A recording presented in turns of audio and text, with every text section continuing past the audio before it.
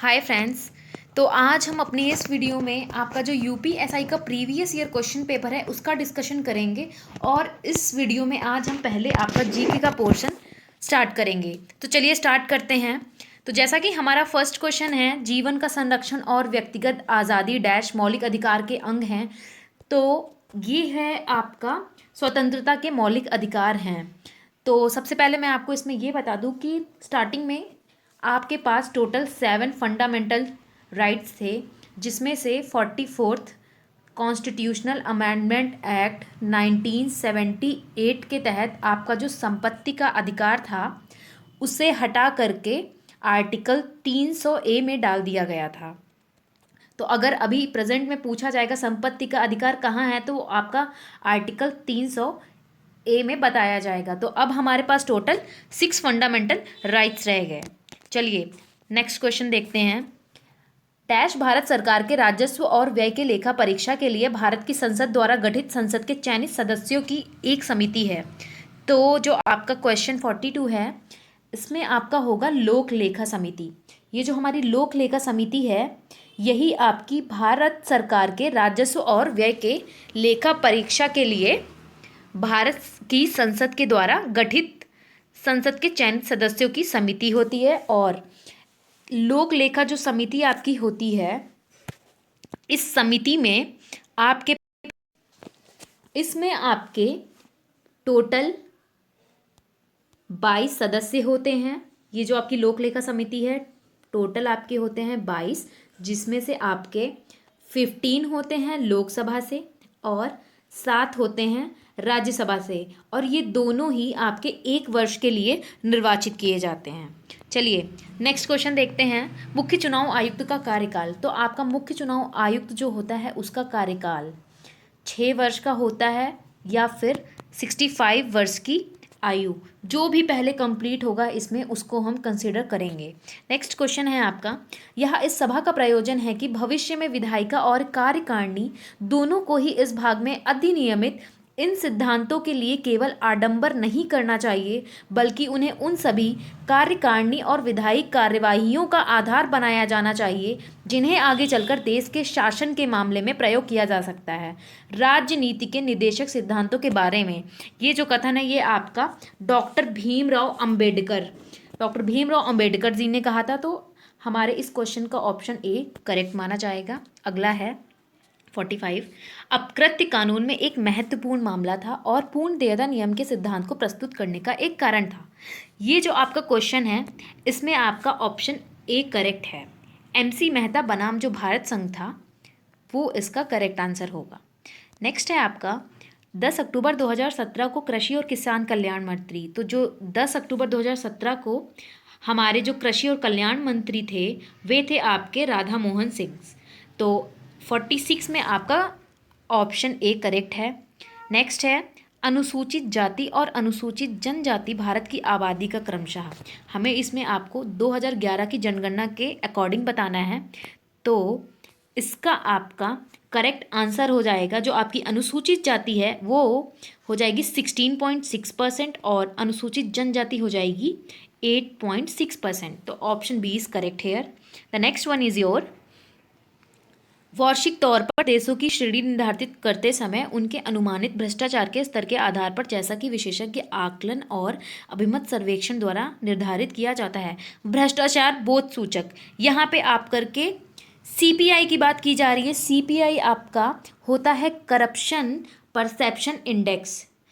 तो ये है आपका भ्रष्टाचार बोध सूचक। तो ये आपका जारी करता है ट्रांसपेरेंसी इंटरनेशनल। ये जो संस्था है ये आपका CPI जारी करती है। इसमें अभी 2020 में इंडिया की जो रैंकिंग है वो 180 देशों में कंसीडर करके इंडिया 86th पोजीशन पे रहा है 40 मार्क्स के साथ।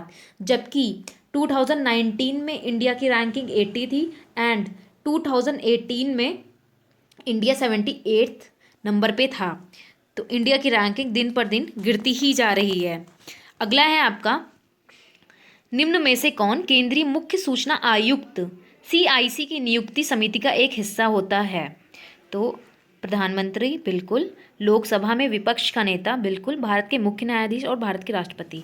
तो ये जो आपका क्वेश्चन है इसमें आपका ऑप्शन बी करेक्ट माना जाएगा, प्रधानमंत्री और लोकसभा में विपक्ष का नेता। नेक्स्ट है आपका, निम्नलिखित फिल्मों में से किसमें अपने प्रदर्शन के लिए अक्षय कुमार ने सर्वश्रेष्ठ पुरुष अभिनेता के लिए 64वां राष्ट्रीय फिल्म पुरस्कार जीता है?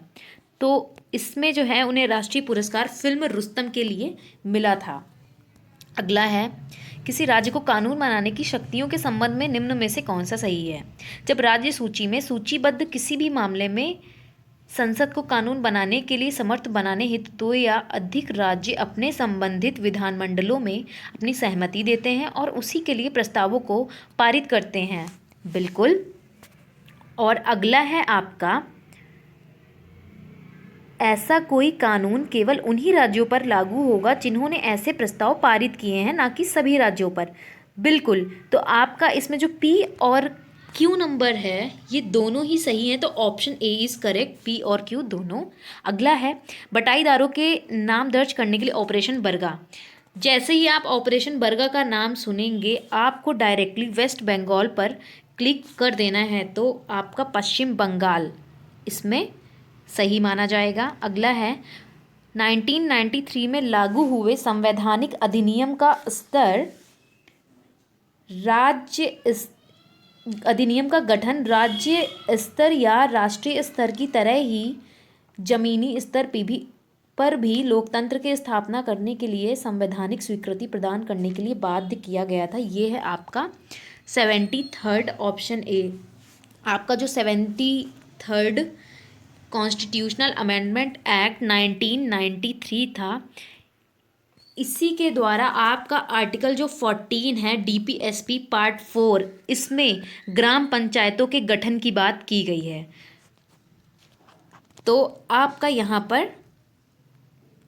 करेक्ट ऑप्शन ए हो जाएगा। अगला क्वेश्चन है आपका, ग्राम पंचायतों के सदस्यों का कार्यकाल। तो ग्राम पंचायतों के जो सदस्य होते हैं उनका कार्यकाल आपका 5 वर्ष का होता है। ऑप्शन बी इज करेक्ट है।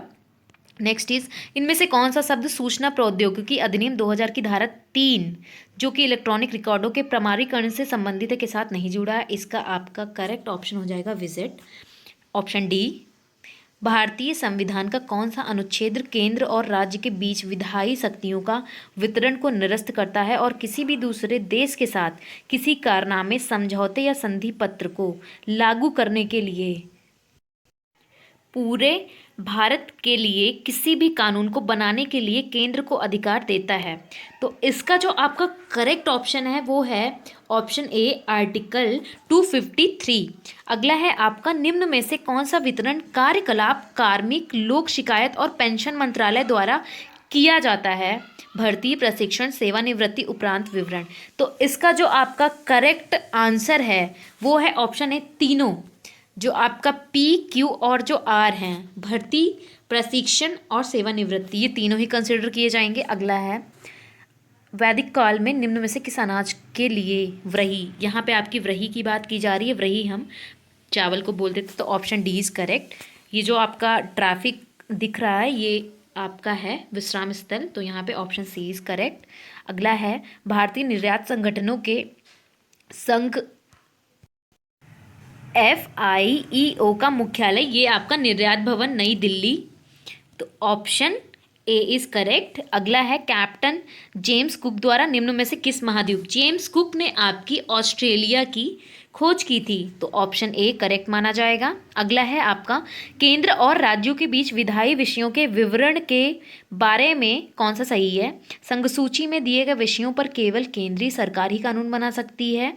अगला है, राज्य सूची में दिए गए विषयों पर संघ और राज्य सरकार दोनों ही कानून बना सकती हैं। बिल्कुल, आपके ये जो पी और क्यू दे रखे हैं ये दोनों ही आपके करेक्ट हैं, तो यहाँ पे आपका जो क्वेश्चन नंबर 62 है ऑप्शन ए करेक्ट है।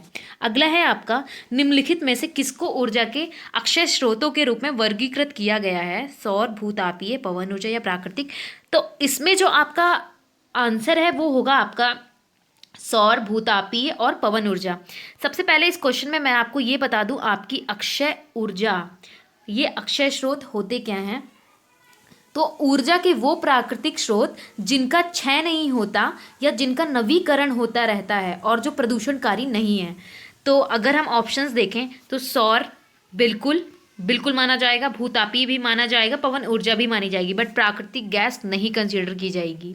अगला है आपका, किस प्रकार का virus Word, Excel, PowerPoint और अन्य डेटा फाइलों को संक्रमित करता है? तो इसमें आपका हो जाएगा macro, option C is correct. अगला है, कौन सा प्राधिकारी भारत के उपराष्ट्रपति के चुनाव की प्रक्रिया का संचालन? बिल्कुल आपका जो चुनाव आयोग है भारत का, ऑप्शन ए करेक्ट माना जाएगा। अगला है, पोलियो टीके के लिए नैनो पैच का आविष्कार किसने किया?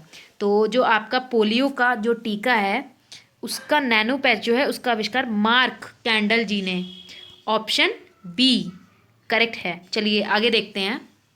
अगला है, निम्न में से किसको मौलिक अधिकार से कानूनी अधिकार में परिवर्तित किया गया है? तो जैसा कि मैंने आपके फर्स्ट क्वेश्चन में ही डिस्कशन कर लिया है कि स्टार्टिंग में आपके पास टोटल 7 फंडामेंटल राइट्स थे, जिसमें से 44th कॉन्स्टिट्यूशनल अमेंडमेंट एक्ट 1978 के तहत जो संपत्ति का अधिकार था उसको हटा करके आर्टिकल 300A में डाल दिया गया है। तो यहाँ पे आपका ऑप्शन डी करेक्ट माना जाएगा। अगला है, निम्नलिखित प्रकार की विषाक्तता में से किसको प्लम्बिज्म भी कहा जाता है? तो इसमें आपका हो जाएगा शीशा, ऑप्शन डी। अगला है, विदेशी भूमि में तैनात राजदूत और उच्चायुक्त प्रतिनिधित्व, ये हमारे मंत्रिमंडल का प्रतिनिधित्व करते हैं, ऑप्शन ए। अगला है, निम्न में से कौन सा संगठन क्षेत्रीय और राष्ट्रीय स्तर पर दुनिया भर में विदेशी प्रत्यक्ष निवेश एफडीआई में रुझानों की रिपोर्ट प्रकाशित करता है? तो ये है आपका संयुक्त राष्ट्र व्यापार और विकास सम्मेलन, ऑप्शन बी इज करेक्ट।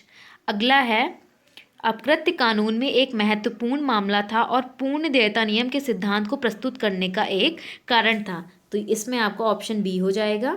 अगला है, भारतीय दंड संहिता आईपीसी की धारा 146 के अनुसार जब भी गैर कानूनी जनसमूह द्वारा या उसके किसी भी सदस्य द्वारा बल या हिंसा का प्रयोग किया जाता है, ऐसे जनसमूह के आम उद्देश्य के अभियोजन में, तो ऐसे जनसमूह का हर सदस्य दंगा, यहाँ पे आपका दंगा होगा, दंगे के अपराध का दोषी माना जाता है, ऑप्शन बी इज करेक्ट। अगला है, निम्न में से कौन सा संगठन इस नीति वचन में विश्वास करता है कि अंधेरे को कोसने की बजाय एक मोमबत्ती जला देना?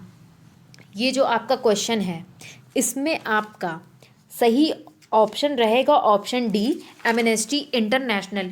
ये जो आपका एमनेस्टी इंटरनेशनल है, ऑप्शन डी, ये आपका डेथ पेनाल्टी रिपोर्ट को जारी करता है। चलिए अगला देखते हैं। अगला है आपका, निम्न व्यक्तियों में से किसने 17 नवंबर 1932 को लंदन में आयोजित तीसरे गोलमेज सम्मेलन में मुस्लिमों के लिए, यहाँ पे हमारे मुस्लिमों की बात की जा रही है कि भारत भूमि से विशेष रूप से अलग किए गए नए भूमि के हिस्से का नाम पाकिस्तान प्रस्तावित किया? तो वो थे आपके चौधरी रहमत अली जी, ऑप्शन बी इज करेक्ट। अगला है, लघु हिमालय और बाहरी हिमालय के बीच सपाट घाटियों को किन नामों से जाना जाता है? तो वो जो हमारी घाटी होती हैं उन्हें हम दून के नाम से जानते हैं, ऑप्शन सी इज करेक्ट। अगला है, एक प्रबंधन संस्थान है जो रक्षा मंत्रालय द्वारा प्रायोजित है जिसका उद्देश्य सशस्त्र बलों के चयनित अधिकारियों को वैज्ञानिक प्रशिक्षण प्रदान करना है? इसमें आपका हो जाएगा CDM, option C is correct. अगला है, बंगाल की खाड़ी बहुक्षेत्रीय तकनीकी और आर्थिक सहयोग उपक्रम बिम्स्टेक की मंत्री स्तरीय बैठक का 15वां भाग किस शहर में आयोजित किया? तो ये आपका हुआ था काठमांडू, नेपाल में, ऑप्शन सी इज करेक्ट।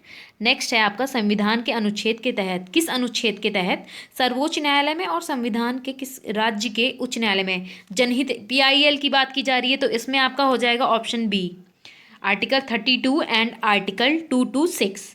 अगला है आपका, किस कंपनी को गोल्डन पिकॉक पर्यावरण प्रबंधन पुरस्कार 2017 प्रदान किया गया? गोल्डन पिकॉक पर्यावरण पुरस्कार की बात की जा रही है, ये आपका डेनफॉस इंडिया को दिया गया था। तो option C is correct. And आज का हमारा जो लास्ट क्वेश्चन है, जब जलवायु परिवर्तन से निपटने के लिए भारत की राष्ट्रीय स्वच्छ ऊर्जा निधि की स्थापना की गई थी, तब भारत के वित्त मंत्री, उस टाइम हमारे वित्त मंत्री प्रणब मुखर्जी जी थे, ऑप्शन बी इज करेक्ट। तो आज की वीडियो में बस हम आज इतना ही डिस्कस करेंगे। Thank you so much for watching this video.